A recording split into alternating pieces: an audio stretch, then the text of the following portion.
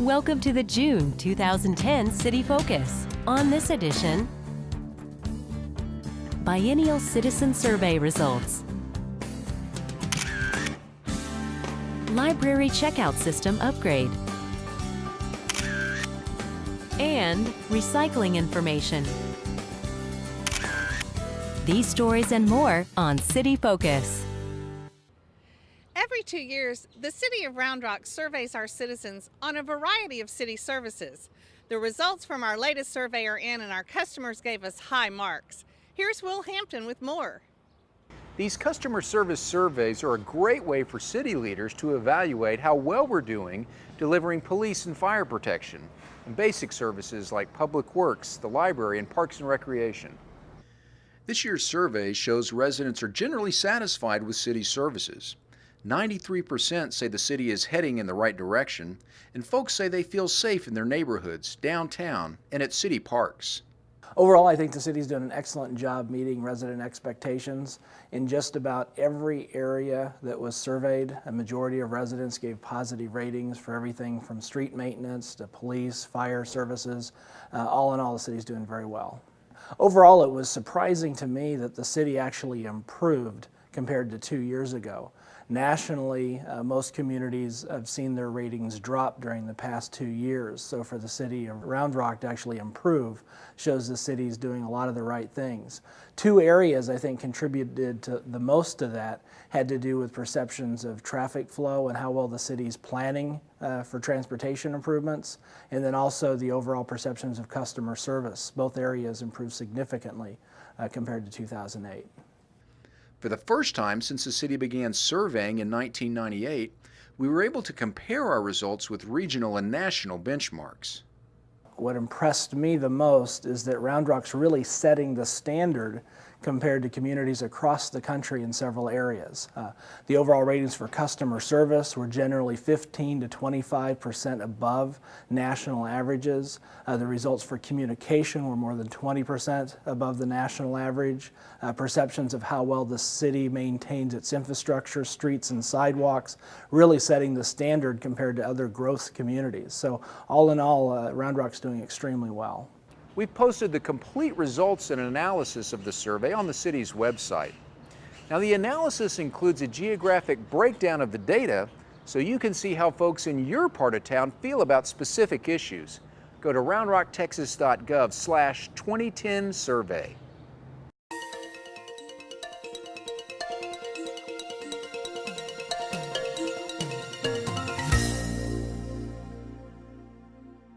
Each month in the Always On Spotlight, we highlight a feature of our website that helps you get information about the city from your home or office. But what about those who want to get information on their mobile device? If you own a mobile connected device like a BlackBerry or an iPhone, we've developed Round Rock On The Go, located at roundrocktexas.gov/mobile. The site features basic information about the city, such as city news, a quick calendar showing the next week of events, our staff and service directories, and frequently asked questions. Let's have a quick look at the frequently asked questions. The first screen is our category screen with all categories listed alphabetically. If you wanted information on our access channel, you click its item on the list. This will take you to the topics listed for this category, where you can click on an item to get detailed information. In the details, clicking an email link will open the email application on your mobile device, and clicking on a phone number will make a call. We also have a handy search feature if you're not sure what category to look in. One other feature is the public alert. You might have seen it on our website, and now you can have it on your phone. If there's a current alert, like an approaching storm or even an Amber Alert, an item will show up on the on-the-go home screen that you can click for details. The Round Rock On The Go concept is still under development, so if you'd like to report a bug or a possible feature request, email them directly to me at the address on the screen. Now go out there and check out Round Rock On The Go at roundrocktexas.gov/mobile.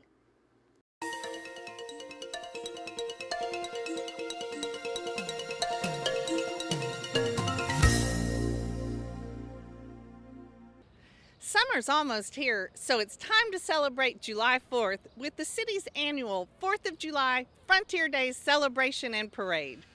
The festivities begin with a parade through downtown Round Rock beginning at 12 noon, followed by activities happening all day at Old Settlers Park beginning at 1 p.m. At the park, you can participate in activities ranging from pony rides to a pepper eating contest. You can also watch the ballet folklorico dancers and the reenactment of the historic Sam Bass shootout. Free watermelon will be served by your city council members. All the festivities lead up to the annual fireworks celebration, accompanied by the patriotic sounds of the Austin Symphonic Band.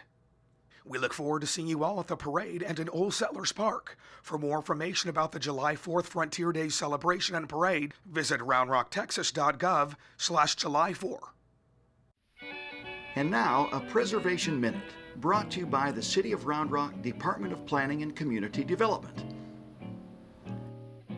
The original Round Rock town site was located near a spot where the Chisholm Trail crossed Brushy Creek. The Chisholm Trail was created in 1864 by Jesse Chisholm, who hauled wagon loads of goods between Kansas and Oklahoma to trade with the Indians. Soon the trail became the primary route for moving cattle to market. After the Civil War ended, the demand for beef grew in the northern and eastern United States, and Texas had the supply to meet that demand. According to official estimates, there were between 3 and 4 million longhorns in Texas in 1865.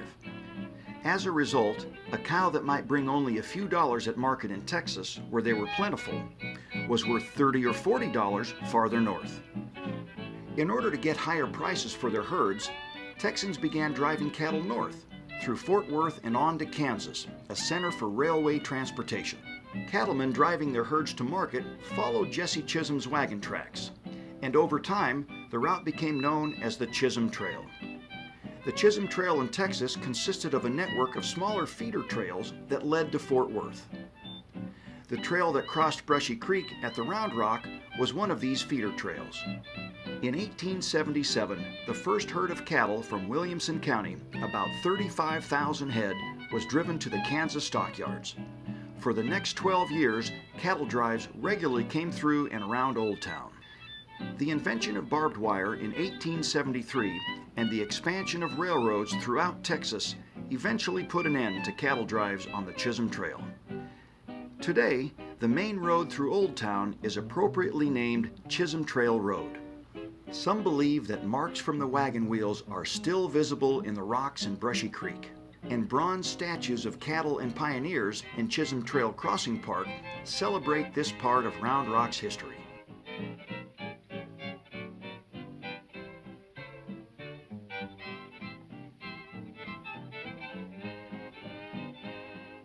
Come on, it was microscopic. The wind just took it. The trash can was like 3 yards away. These shoes are not made for walking. Candy wrappers were making me feel fat.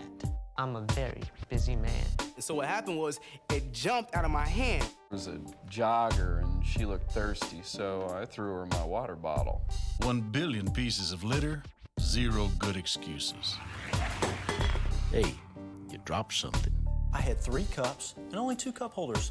What was I supposed to do?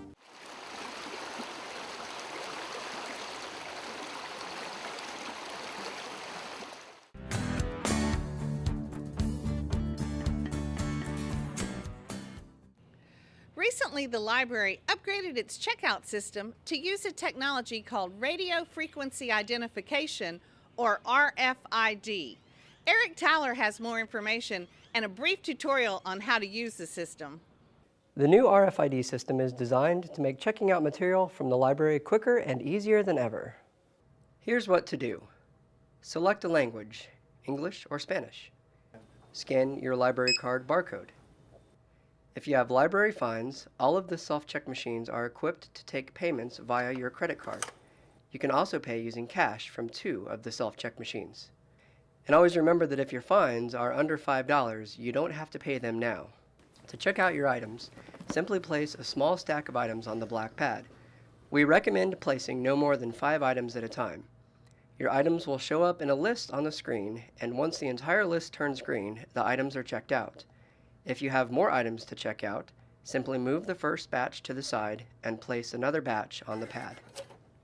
So it's pretty simple and will lessen the amount of time that patrons have to endure standing in checkout lines.